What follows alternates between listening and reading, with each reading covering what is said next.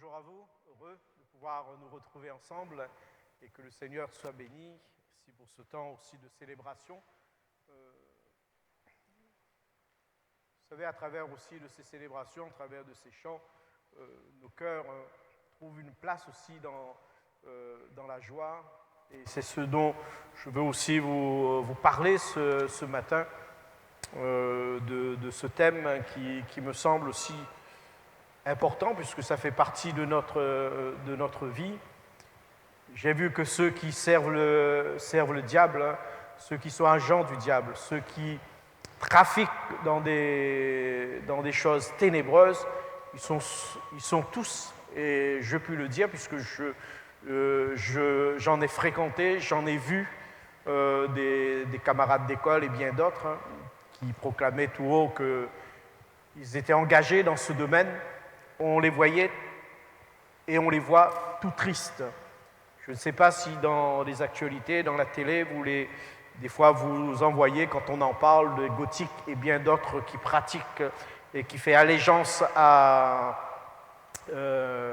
au diable. On les voit toujours le visage fermé, toujours le visage attristé et faisant en sorte même de montrer toute la dureté, cette méchanceté qui pourrait y avoir. Je vous l'introduis ainsi.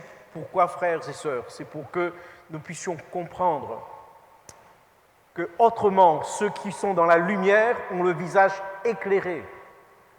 Non pas qu'on est devenu meilleur qu'eux, mais ils ont le visage plus éclairé, ils ont le visage rayonnant, parce que la lumière emmène la joie, la lumière emmène la sérénité, la lumière emmène la paix. Et il est dommage, cependant, de voir que même au milieu même de l'Église, que nous en trouvons encore des visages tristes, comme si Dieu n'était plus à la hauteur d'agir, comme si Dieu n'était plus à la hauteur de comprendre l'avenir et d'en délivrer.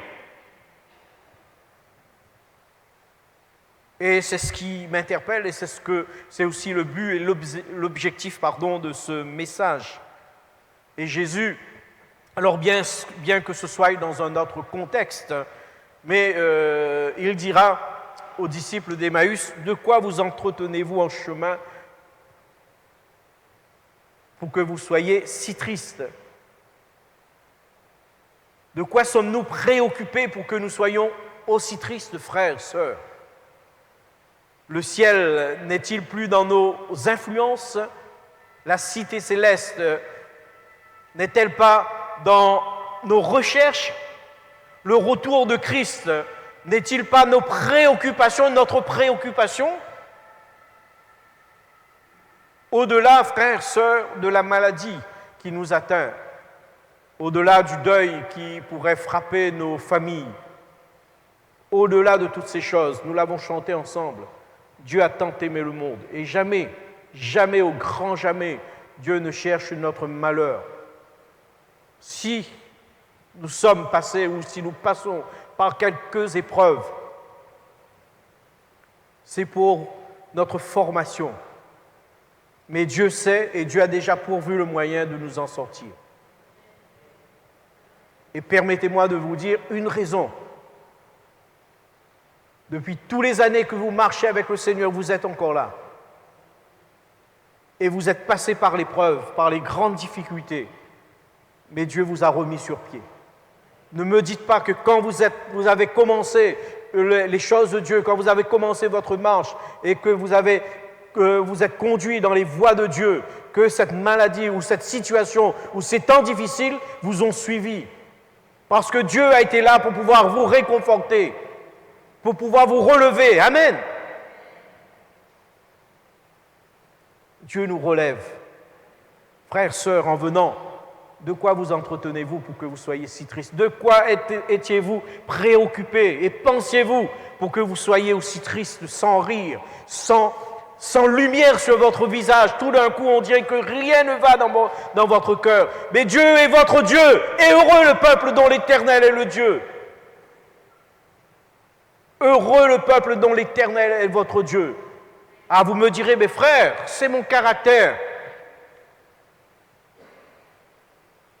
C'était ton caractère, ce n'est plus ton caractère. Parce que Dieu est venu emmener la lumière dans ton cœur.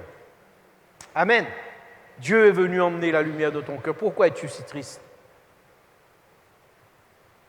Vous êtes-vous posé la question? Pourquoi es-tu si triste?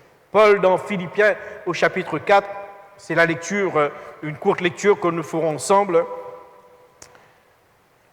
Il encouragera, il exhortera l'Église à ne pas rester dans des situations de tristesse, bien qu'il y ait des éléments qui la gardent triste, bien qu'il y ait des éléments qui peuvent la rendre triste, mais cependant, il lui dit et il l'encourage de ne pas se laisser gagner par la tristesse et voire même de ne pas entretenir la tristesse. Et il dira au chapitre 4 de Philippiens, au verset 1er, « C'est pourquoi, mes bien-aimés, très chers frères, vous qui êtes ma joie et ma couronne, demeurez ainsi fermes dans le Seigneur, mes bien-aimés. » Et au verset 4, il dit, « Réjouissez-vous toujours dans le Seigneur. » Je le répète, réjouissez-vous toujours, que votre douceur soit connue de tous les hommes, le Seigneur est proche. Ne vous inquiétez de rien, mais en toute chose, faites connaître vos besoins à Dieu par des prières, par des supplications et par des actions de grâce. Et la paix et la tranquillité de Dieu, qui surpasse toute intelligence, gardera vos cœurs et vos pensées en Jésus-Christ. Amen. Et Jésus lui-même dira dans Jean chapitre 16, verset 24, et d'ailleurs c'est ce que nous retrouvons, il dit ceci, « Jusqu'à présent vous n'avez rien demandé en mon nom, demandez et vous recevrez. » Afin, il dit, pour que votre joie soit complète. Amen. Frères, sœurs, ne nous nourrissons pas de nos inquiétudes. Certes, c'est légitime pour la terre, c'est légitime pour nos affaires, mais ce n'est pas légitime en ce qui concerne la personne de Dieu, parce qu'en lui, nous avons déjà tout. En lui, nous avons l'éternité, nous avons la vie éternelle. En lui, nous avons le salut. Amen. Et déjà pour cela, frères, sœurs, nous avons besoin et nous devons bénir notre Dieu. Ah, nous devons le remercier déjà pour ce salut merveilleux. Déjà pour cette raison. De quoi vous êtes-vous entretenu et de quoi êtes-vous influencé pour pouvoir et préoccupé pour pouvoir être aussi triste? La joie est partie de votre cœur. Et je vais vous dire quelque chose, et vous le savez bien peut-être plus que moi, que nos visages reflètent l'état de notre cœur. On peut dire amen fort. Le visage reflète l'état de notre cœur. Pourquoi ton cœur est si triste? Et Jésus, et un jour Dieu disait à Caïn, pourquoi ton visage est si triste? Mais si dans ton cœur tu agis bien, mais tu relèveras ta tête, tu relèveras ton visage, la lumière à nouveau reflètera. Parce que mon visage éclaire ce qu'il y a dans mon cœur. Parce que dans mon cœur, c'est la source qui fait rejaillir, qui alimente ce qu'il y a de l'extérieur, mes actions, mes réactions, mes intentions. Et ce qu'il y a sur mon visage est en train de refléter ce qu'il y a dans mon cœur. Frères, sœurs, sommes-nous en train de dire qu'il faut rire à tout vent? Loin de là. Mais je veux vous encourager à réaliser que celui qui est avec vous est bien plus fort que celui qui est en train de vous attaquer, celui qui est contre vous, celui qui montre ses crocs et ses dents. Dieu est bien plus fort, amen. Dieu est bien plus grand. Frères, sœurs, amis, n'entretenez pas la tristesse. Ça va vous abattre encore davantage. Et cette tristesse qui est dans votre cœur, qui est en train de se refléter dans vos visages, ça va entrer là-dedans et ça va atteindre tout le corps. Ça va vous emmener à agir et voire même à vous abattre. à vous attrister, voire même à vous rendre malade. Et nous avons besoin de nous en débarrasser. Avons-nous, frères et sœurs, oublié que c'est Dieu qui nous rend heureux? C'est Dieu qui nous rend heureux. Ah, ce n'est pas quelques billets qui va nous rendre heureux, bien au ouais, pour le moment, on va pouvoir s'acheter ceci et cela, mais ça va finir vite. Vous avez vu, vous avez acheté la voiture neuve, vous l'avez lavée depuis pendant 1 mois, 2 mois, 3 mois, et puis ça passait à autre chose, oui ou non? Vous avez acheté la belle cuisine, ou le beau robot, la belle machine à laver. Oh, mais après quelques temps, quand vous avez regardé, ça y est, c'est fini. Nos sœurs, vous avez acheté la belle robe, vous avez fait la belle coiffe, il n'y a pas eu de pluie, toute la permanence est bien restée. Mais après, ça passait. Oui, ça réjouit nos cœurs, mais ça passe. Les choses de la terre passent, mais les choses d'en haut demeurent. Amen. Et j'ai appris dans ma marche chrétienne, j'ai appris dans mon cœur de chrétien, parce que je suis bien chrétien, avant de cette fonction de pasteur, j'ai appris en tant que disciple que là où est mon trésor, là sera mon cœur. Et permettez-moi de vous poser la question, où est ce matin ton trésor? Frères, sœurs, je me réjouis de ce que mon Dieu est ce Dieu merveilleux, unique, ce Dieu grand, ce Dieu qui toujours m'écoute, ce Dieu qui sait me reprendre si je suis sur une mauvaise voie, qui sait me sonder et me montrer que, Alain, attention. Ah, mais c'est ce Dieu qui me permet de venir dans sa présence, ce Dieu qui a tout fait pour que j'aie accès à son trône. Je n'avais point accès, mais j'ai accès à son trône. Amen. Je peux venir. Et c'est cela qui me réjouit. Et c'est cela qui doit nous réjouir, frères et sœurs. Frères et sœurs, ce matin, nous sommes venus. Nous étions préoccupés à quoi? Et je disais avec mon épouse, quand nous venons au culte, qu'est-ce que nous venons faire? Qu'est-ce que nous venons voir? Que tout d'un coup, le chant a raté sa musique, son chant, que le musicien a raté un accord, que la sonorisation a raté et a mal géré, que la vidéo n'a pas bien affiché, s'est pas bien affichée, que la sœur a mal géré son accueil, que le frère a mal fait son créneau. Mais quand je viens au culte, quand je viens dans une réunion, je viens rencontrer mon Dieu. C'est lui qui me préoccupe. Que le frère, il a mal prêché ou sa prédication est mal organisée. Non, c'est ce qui me préoccupe, c'est de venir auprès de mon Dieu. Ah, c'est de venir le voir. Seigneur Père, qu'as-tu à me dire?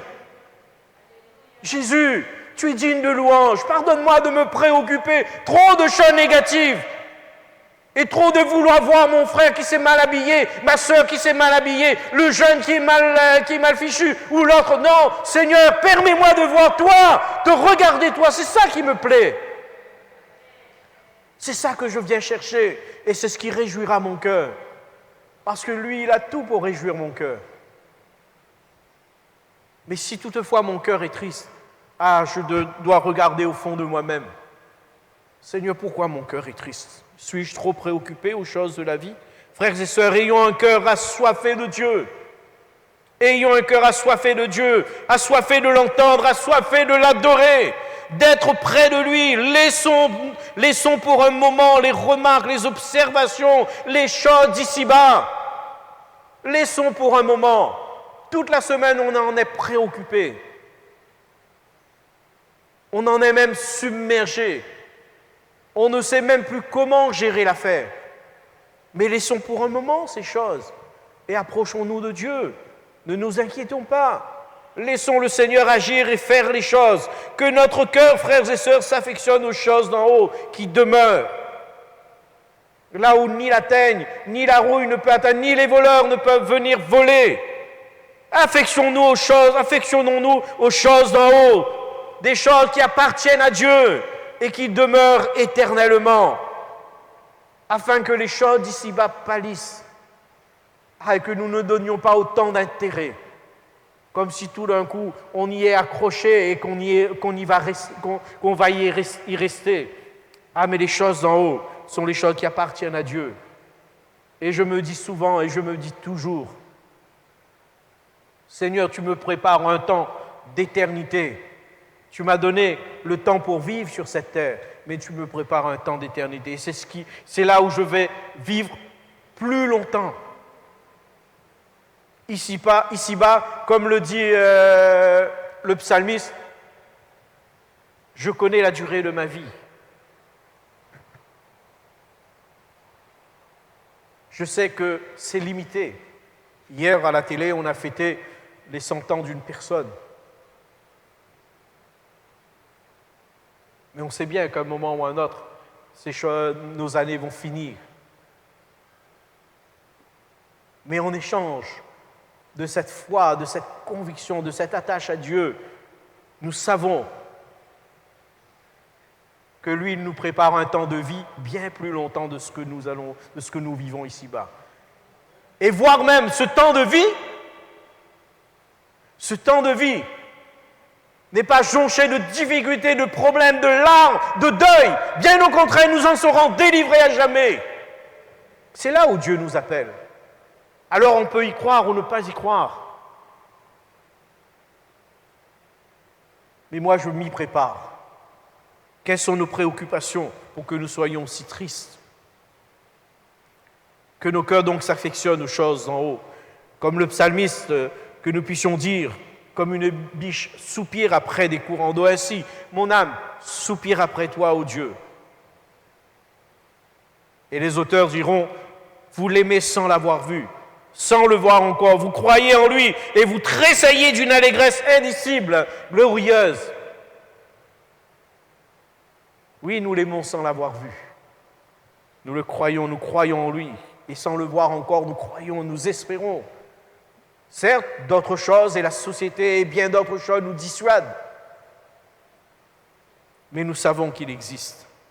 Et nous sommes là dans la joie de savoir qu'un jour, il viendra nous chercher. C'est sa promesse. Quelqu'un faisait remarquer dans un article, et laissez-moi vous le citer, il dira ceci, la vie n'est pas toujours rose. Elle est parfois remplie de ronces et d'épines. Beaucoup de malheurs et de souffrances, de deuil, de maladies, de chutes et d'échecs font qu'elle est si souvent invivable. Mais ce qui nous rend tristes pour les choses de la terre, mais pour l'éternité, il en est tout autre. Il en est tout autre, parce que Dieu nous a préparé des choses merveilleuses. Face à ces rudes épreuves, dira-t-il, certains choisissent de faire confiance à Dieu. Amen. Et malgré tout, d'autres cependant optent pour les larmes, voire même le suicide. Mais d'autres encore, plutôt audacieux, décident simplement de faire retomber le tort sur Dieu. Est-ce raisonnable? Est-ce raisonnable de faire tomber le tort sur Dieu? Car beaucoup d'éléments rentrent en jeu. Beaucoup d'éléments emmènent des certaines tristesses, la méchanceté des hommes, nos péchés, la pression de la société, nos luttes, la maladie, la souffrance peut emmener et emmène la tristesse.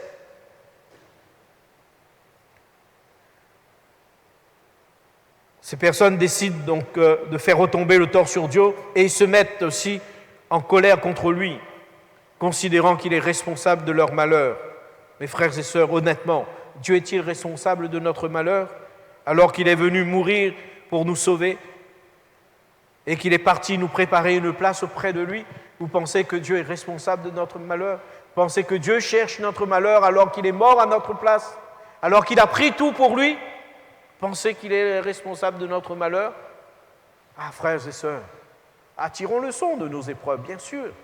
Parce qu'il y a des épreuves qui peuvent venir de Dieu, mais il y a des épreuves que nous les provoquons nous-mêmes, par nos attitudes, par nos décisions. Et nous nous rendons tristes. L'épreuve de Caïn, il l'a provoquée lui-même, et il le dit lui-même. Ta décision est trop dure, tu me chasses loin de ton regard, loin de ta personne. L'épreuve était dure pour lui. Mais malgré tout, Dieu apportera quand même une réponse pour Caïn. Il avait péché. Ce sont ses décisions Ce sont les choses qui sont entrées dans son cœur qui l'ont amené à cette tristesse. D'où viennent nos malheurs? Entrons en nous-mêmes. Et s'il vous plaît, frères et sœurs, soyons honnêtes. Soyons honnêtes avec Dieu avant de pouvoir nous jeter sur lui et de pouvoir lui dire que c'est toi qui as la faute. Avant de lui rejeter toute la faute, entrons dans notre cœur.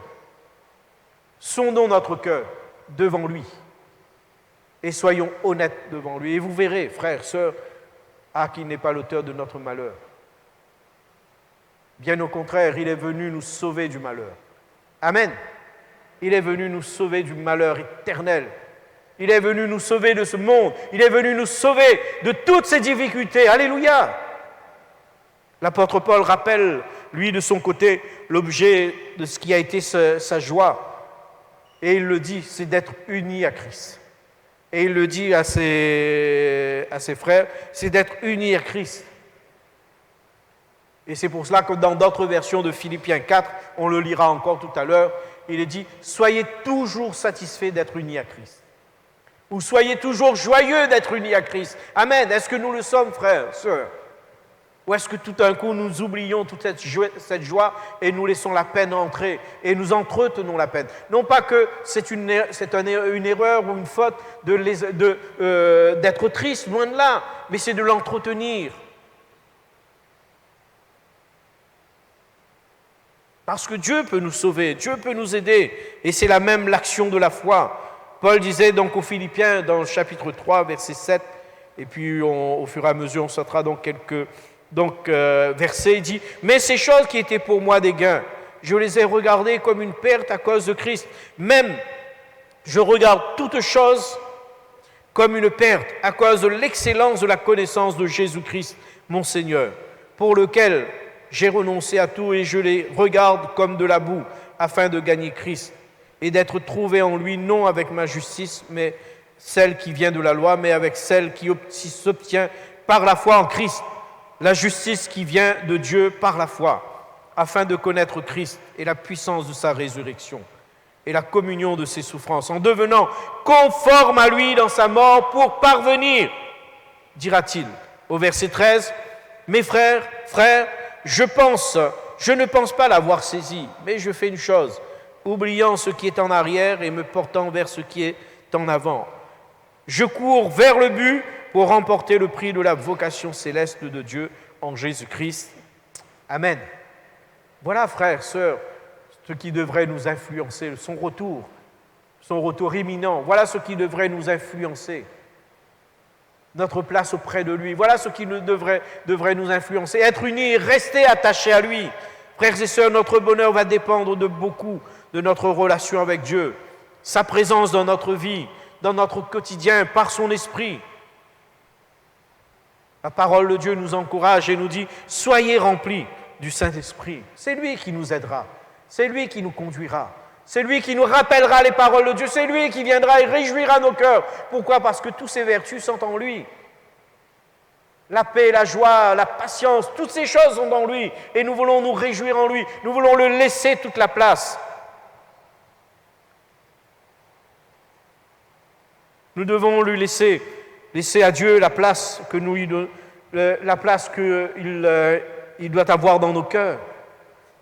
Trop de choses ont pris des places dans nos cœurs, après toutes ces années. Trop de choses, frères et sœurs, et nous en sommes arrivés à être tellement attristés, insatisfaits. Dieu doit reprendre sa place. Nous devons donner à Dieu sa place. Amen. Parce que vous comprenez bien que c'est nous qui prenons aussi cette responsabilité de donner à Dieu sa place dans nos préoccupations. Heureux le peuple dont l'Éternel est le Dieu. Nourrissons-nous toujours de cette joie, frères et sœurs, d'être attachés à Dieu, d'être le peuple de Dieu. Amen. D'être le peuple de Dieu. Cependant, dans les remarques, hélas, nous découvrons dans le milieu de nos églises des frères et sœurs qui sont souvent aussi tristes que des pierres du chemin. Ah, c'est malheureux. Peut-être que c'est cela aussi qui m'a amené à cette réflexion et que le Saint-Esprit communique à mon cœur pour vous le partager. Et c'est là le dommage, frères et sœurs. Et nous trouvons, hélas, des frères et sœurs dans nos églises qui sont souvent aussi tristes que les pierres du chemin. Ah, il n'y a plus de joie dans le visage. On dirait, qui ne se plaisent plus au milieu, ils ne se plaisent plus avec Dieu, ils ne se plaisent plus à la piété. Quelles sont nos préoccupations? Pourquoi ton cœur est aussi triste? De quoi vous êtes-vous entretenu? De quoi êtes-vous préoccupé pour que vous soyez aussi triste? Si nous pensons à lui, nous ne serons pas tristes. Si nous pensons à Dieu, nous ne serons pas tristes. Parce que nous connaissons qu'il nous aime. Amen. Et c'est ce que nous avons chanté. Dieu a tant aimé. Nous savons que Dieu nous aime. Je ne sais pas pour vous, dans votre cœur, frère, sœur, ami, est-ce que vous savez que Dieu vous aime? Est-ce que vous êtes convaincu que Dieu vous aime? Moi, je suis convaincu. Je suis convaincu que Dieu m'aime. L'apôtre Jean, il le faisait savoir, alors pourtant, on dirait, ça semblerait peut-être de la prétention, mais il le disait, celui que Jésus aime. Amen. Oui, Jésus nous aime. Oui, Jésus t'aime, mon frère et ma sœur. Ne soyons pas aussi tristes que ces pierres du chemin, alors que nous savons que celui qui marche avec nous est un bras puissant. Celui qui marche avec nous a des bras accueillants. Celui qui marche avec nous a un cœur rempli d'amour. Amen. Des yeux attentifs à la moindre variation du temps que les situations nous imposent. Il sait ce qui se passe. Et ce Dieu-là, il marche avec nous. Ses attentions sont plus précises que l'attention d'une mère même. Il sait ce qui se passe dans nos vies. Frères et sœurs, d'où viennent nos mélancolies? Est-ce le regret de nos années? Est-ce le regret de nos années? Est-ce nos attentes insatisfaites? D'où viennent nos mélancolies? Est-ce les incompréhensions au milieu de nous, relationnelles? Qu'est-ce qui peut nous rendre tristes? La Bible en parle, le péché, et c'est ce que David, à un moment, le disait. Heureux l'homme dont le péché, dans la transgression est remis. Tant que je me suis tué, tant que je suis resté dans cette situation sans confession, je souffrais, j'étais malheureux. Mais quand je lui ai avoué mon péché, à nouveau la joie est revenue. Amen. À nouveau la joie est revenue. À nouveau, mes nuits n'ont plus été agitées. Et Dieu a mis la fête dans mon cœur, la joie dans mon cœur. Amen. Qu'est-ce qui peut nous rendre aussi tristes? La désapprobation de Dieu. Et nous savons quand Dieu nous désapprouve dans certaines décisions. Nous sommes quand même responsables, des êtres matures. Nous savons quand Dieu nous désapprouve. Certainement, si tu agis bien, tu relèveras ton visage, dira Dieu à Caïn. Il savait bien que Dieu l'avait désapprouvé. Frères, sœurs, sondons nos cœurs. Il dit un esprit abattu dessèche les eaux. C'est-à-dire nous rend malades. Comprenez bien l'intention et ce que l'auteur dit. Ça dessèche les eaux, ça nous rend malades. Mais un cœur joyeux est un bon remède. Amen. Un cœur joyeux est un bon remède. Il y a aussi l'impatience. Nous aimons et nous voulons avoir tout de suite. L'impatience dans nos cœurs nous rend tristes aussitôt qu'on ne l'a pas. Et vous l'avez vu d'ailleurs chez vos enfants, quand vous avez promis des choses et que tout d'un coup, ce n'est pas arrivé tout de suite parce que les moyens n'ont pas forcément suivi, ou vous avez oublié, tout d'un coup, vous voyez la tristesse sur le visage, vous voyez le mécontentement, cette impatience de pouvoir avoir. Vous comprenez bien que c'est aussi ce qui se passe dans nos cœurs en tant que chrétiens, notre impatience. Mais la parole de Dieu nous demande d'être patients. Amen. D'être patients, de nous attendre à Dieu. Dans Matthieu 6, versets 21, 33 et 34, il dit « Car là où est ton trésor, là aussi sera ton cœur. Cherchez premièrement le royaume et la justice de Dieu, et toutes ces choses vous seront données par-dessus. Ne vous inquiétez donc pas du lendemain, car le lendemain aura soin de lui-même. Car il est dit, à chaque jour suffit sa peine. Amen. Frères, n'agissons pas comme si Dieu n'entendait plus. Prions le Seigneur, demandons-lui, c'est ce que Jésus nous dit. Jusqu'à présent, vous n'avez pas prié en mon nom. Maintenant, priez en mon nom et vous recevrez. Demandez en mon nom et vous recevrez. Et votre joie sera complète. Oh, n'agissons pas et ne continuons pas notre marche comme si Dieu ne nous entendait plus. Dieu nous entend. Au moindre chose, Dieu nous entend. Dieu est toujours le même. Hier, aujourd'hui, éternellement, il ne change pas. Amen. Dieu ne change pas. C'est ce que nous rappellent aussi certains textes. Et je cite dans Ésaïe 54, il dit « Quand les montagnes s'éloigneraient, quand les collines chancelleraient, mon amour ne s'éloignera point de toi, et mon alliance de paix ne chancellera point, dit l'Éternel qui a compassion de toi. Et mon Dieu pourvoira tous tes besoins, tous vos besoins, selon sa richesse, avec gloire en Jésus-Christ. » Frères et sœurs, qu'est-ce qui nous emmène à murmurer de notre vie? Qu'est-ce qui nous emmène à murmurer de notre vie? Dieu est pourtant fidèle et patient, et vous le savez aussi bien que moi. Il peut nous donner ce que notre cœur désire. Oui, il peut nous donner, mais faisons sa volonté. Agissons dans sa volonté. Pourrions-nous agir avec beaucoup plus d'honnêteté devant Dieu? Ah, cessons, frères et sœurs, et je vous le dis, cessons d'être dans des demi-vérités. Et pourtant, nous savons que Dieu voit tout, Dieu connaît tout. Et voilà qu'on n'est pas honnête devant lui.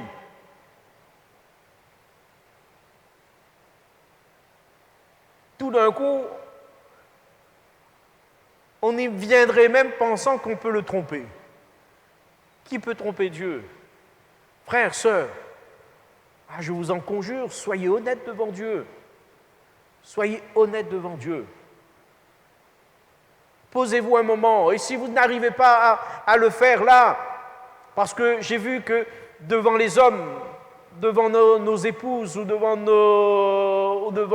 notre époux, nos époux, ou devant l'enfant, ou devant les parents, oui, on peut faire des demi-vérités. Mais quand on est seul dans notre chambre, on ne peut pas faire des demi-vérités. On est seul devant Dieu, moi je vous le dis.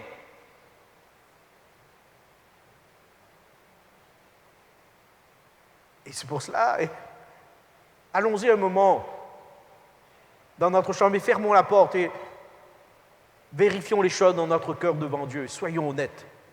Et vous verrez, frères et sœurs, qu'il y aurait peut-être beaucoup à refaire et beaucoup à rattraper, afin qu'à nouveau la joie vienne dans nos cœurs. Amen. Afin qu'à nouveau la joie vienne dans nos cœurs. Et vous savez que le Saint-Esprit nous aidera? Vous savez que le Saint-Esprit nous aidera? Alors agissons avec beaucoup d'honnêteté devant Dieu. Dénonçons ce manque de satisfaction qui est en nous et qui nous laisse des fois dans l'ingratitude, où cette ingratitude prend plus de place que la louange, prend plus de place que l'action de grâce. On n'est jamais satisfait. Et ça, c'est le propre de l'homme. On n'est jamais satisfait. On est dans une société, notre société française, ça revendique de tous côtés, ça se rebelle de tous côtés. On n'est jamais satisfait. C'est ce que disent les pays étrangers.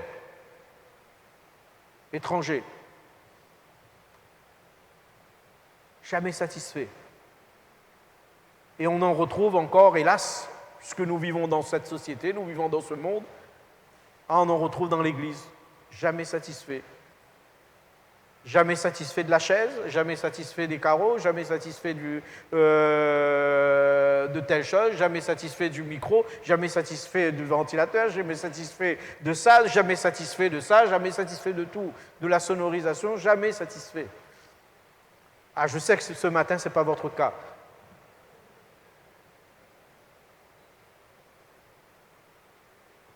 Ah, mais si on en fait la liste, mais faites-le dans votre chambre, fermez la porte et faites-le dans votre chambre, vous verrez qu'il y a quand même, le frère Alain dit quand même une certaine vérité. Quand est-ce Quand est-ce que nous allons être satisfaits?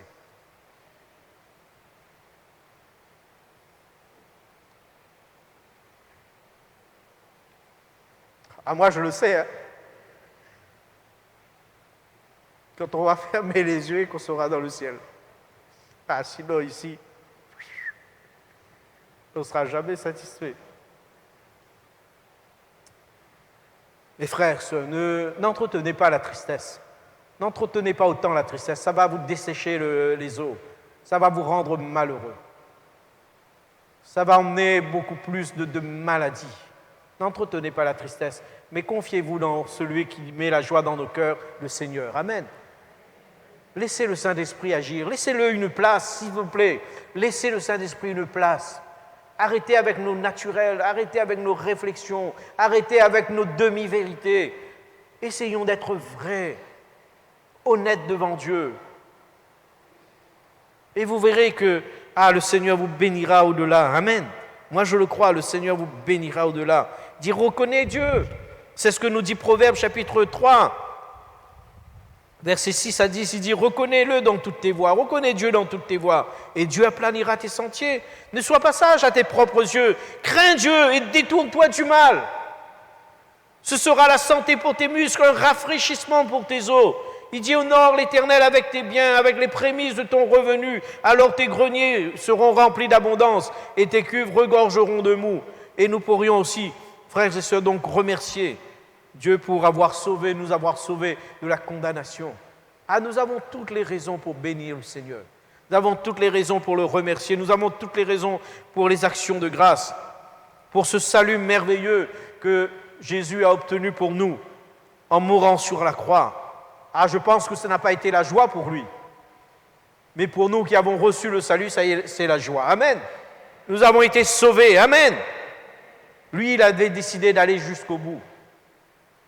Parce qu'il savait aussi la joie qui lui était réservée dans le ciel. Alléluia! La joie qui lui était réservée de recevoir et d'être accueilli par le Père. Frères et sœurs, pour un temps, nous aurons à souffrir à cause de son nom et de notre engagement à sa suite. Mais ne vous en inquiétez pas. Le Seigneur veille sur nos vies, le Seigneur nous aide. Le Seigneur nous donnera la récompense. Amen. Nous menons des combats pour rester fidèles à Jésus. Mais lui, frères et sœurs, il nous prépare la récompense. Alléluia! Encore un peu de temps, encore un peu de temps. Celui qui doit venir va venir. Restez patients. Ne vous laissez pas gagner dans la tristesse. Que diront les autres? Que diront ceux qui sont à l'extérieur? Mais ces gens-là, ils sont toujours tristes. On dirait qu'ils n'aiment pas leur Dieu. On dirait qu'ils n'aiment pas leur communion avec Dieu ou leur communion avec les autres. Pourquoi ils sont aussi tristes?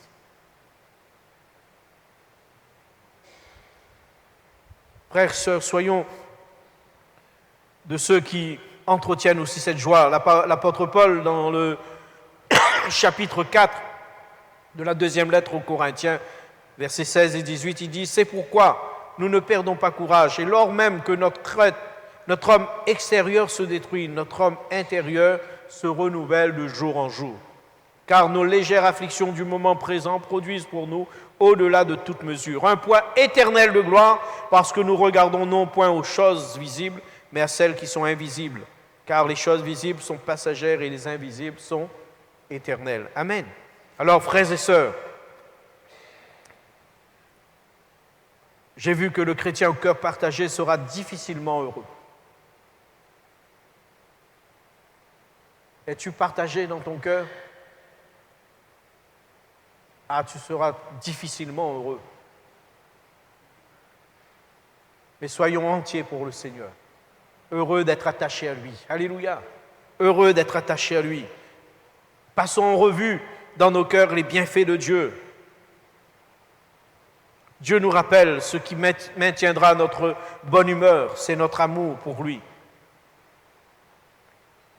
Et lui, il nous laisse sa joie. Je vous laisse ma joie, dira Jésus.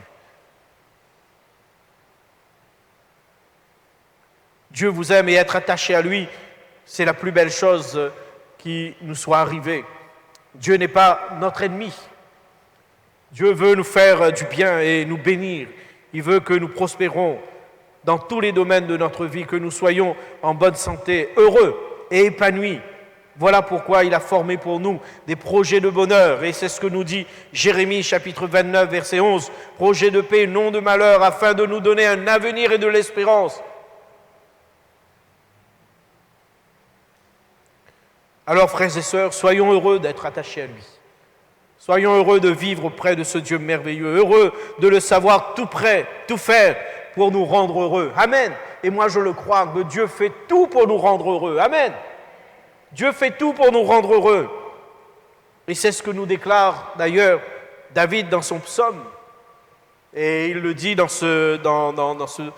comme un poème. Il dit « L'Éternel est mon berger, je ne manquerai de rien. Et grâce à lui, je me repose dans des prairies verdoyantes. Et c'est lui qui me conduit au bord des eaux calmes. Il me revigore. Et pour l'honneur de son nom, il me conduit sur le droit chemin. Et si je devais traverser la vallée où règne d'épaisses ténèbres, je ne craindrai aucun mal, car il est auprès de moi. Sa houlette me conduit, son bâton me protège. Pour moi, tu dresses une table aux yeux de mes ennemis. Tu oins d'huile parfumée ma tête et tu fais déborder ma coupe. Oui, toute ma vie, ta bonté et ton amour me poursuivront. Je pourrai retourner au sanctuaire de l'Éternel tant que je vivrai. Amen. Frères et sœurs, le psalmiste, il le déclare. 1 heure devant lui vaut mieux que 1000 ailleurs. Amen. Alors, frères et sœurs, réjouissons-nous d'appartenir à ce Dieu glorieux et merveilleux. Ah, certes, vous me direz, mes frères, mais tout seul, on peut aussi alors. Oui, on peut adorer Dieu, on peut l'aimer, on peut le proclamer, on peut venir nous approcher de lui. Mais j'ai vu que tout seul, à un moment, on est à court. On est à court d'arguments, on est à court d'éléments. Et quand on est avec les autres, on se réjouit. Amen. Et c'est pour cela que je me plais d'être avec vous, frères et sœurs. Amen. Et que Dieu vous bénisse, que Dieu vous enrichisse, que Dieu vous fasse du bien, que Dieu vous emmène encore dans les profondeurs, dans son intimité, parce que Dieu vous aime et Dieu veut vous voir heureux. N'entretenez pas la tristesse dans votre cœur, mais réjouissez-vous. Et Paul le dit, je le répète avec lui, je le répète, réjouissez-vous dans le Seigneur. Soyez toujours heureux d'appartenir au Seigneur. Amen. Voilà, frères et sœurs, on pourrait prier, demander au Seigneur sa grâce et le remercier pour ses bienfaits. Et je vous rappellerai aussi quelques rendez-vous tout à l'heure. Seigneur, merci pour la grâce. Merci pour l'amour et la joie que tu nous donnes, ta paix. Seigneur, nous sommes heureux d'appartenir à un Dieu tel que